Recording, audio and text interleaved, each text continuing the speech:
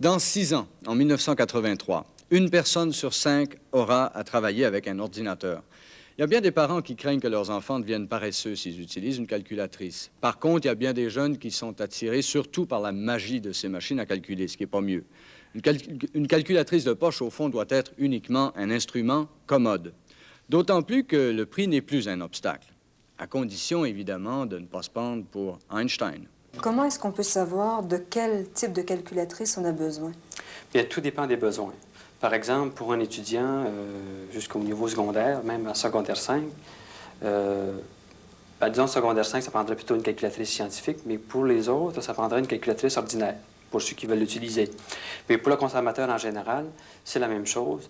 Une calculatrice qui a les 4 opérations de base, une fonction constante, peut-être en surplus, ou calcul de pourcentage, mais c'est à peu près tout ce qu'un consommateur en général peut avoir besoin. C'est un outil nécessaire ou c'est un outil utile? Bien, c'est un outil utile. À mon avis, il devient nécessaire pour les gens, les spécialistes de la mathématique qui utilisent la mathématique de façon régulière. C'est pas un outil indispensable pour le commun des gens. C'est un outil utile, puis ça diminue les calculs fastidieux. Ça se vend cher comme outil de travail?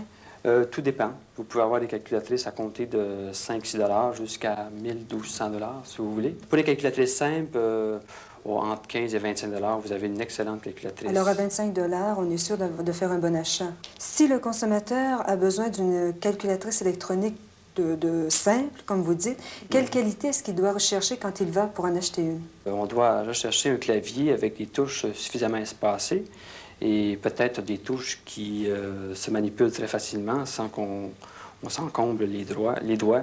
Et aussi prévoir un écran suffisamment lisible.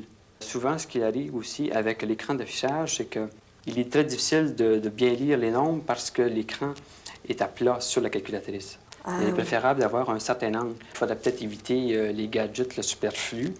Par exemple, une calculatrice avec un crayon ou encore calculatrice sur une montre. Là. Des fois, on vend ça à des prix très dispendieux. J'en ai vu même à 800 $.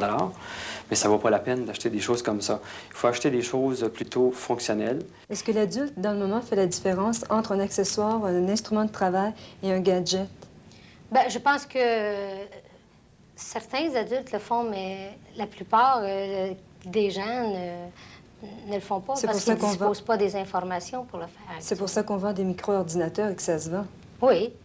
Et puis qu'on vend des appareils pour calculer le biorhythme. Surtout qu'on vend des appareils scientifiques, hautement scientifiques, des calculatrices hautement scientifiques à des gens qui ont besoin d'une machine pour faire les 4 opérations fondamentales. On vend des calculatrices avec des adapteurs et des chargeurs adapteurs. Oui. C'est utile, ça?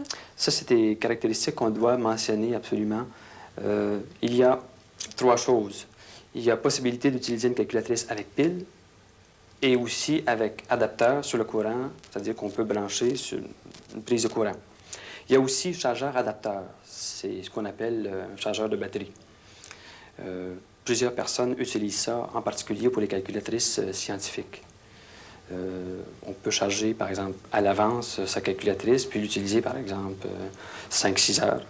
Si on s'en tient au consommateur qui veut s'acheter une calculatrice électronique, il s'achète un modèle simple. Est-ce qu'il y a de bonnes marques? Oui, il y en a de très bonnes. Lesquelles? Je peux mentionner, par exemple, Casio, qui fait aussi des calculatrices un peu plus élaborées. Il y a Texas Instruments, qui fait des calculatrices simples et qui fait aussi des calculatrices un peu plus élaborées, des calculatrices scientifiques. Pour les calculatrices scientifiques, il faudrait peut-être passer à une marque différente. Hewlett-Packard, qui fait d'excellentes calculatrices, à mon avis. Est-ce qu'il y a des garanties là-dessus? En général, les garanties sont à peu près d'1 an. Ça, c'est généralement La règle générale, c'est 1 an.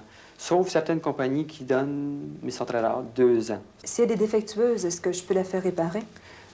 Tout dépend. C'est-à-dire que vous n'aurez pas d'endroit vraiment spécial. Qu'est-ce qu'il faut que je fasse? Alors, vous êtes obligé de l'envoyer directement à la compagnie. Les compagnies sont généralement ici ou à l'extérieur du pays? Certaines sont ici, mais d'autres sont ailleurs. Ça cause des problèmes? Ça cause beaucoup de problèmes. Après la garantie, c'est mieux de la faire réparer ou d'en acheter une autre? Bien, tout dépend du coût. Du coût. Mais à 25 $? À 25 si ça vous coûte 5 pour la réparation, vaut mieux la faire réparer que d'en acheter une autre. Il faut voir suivant le cas. Oui, puis il faudra peut-être se méfier des vendeurs qui vous diront, ben cette calculatrice-là, c'est peut-être préférable d'en acheter une autre.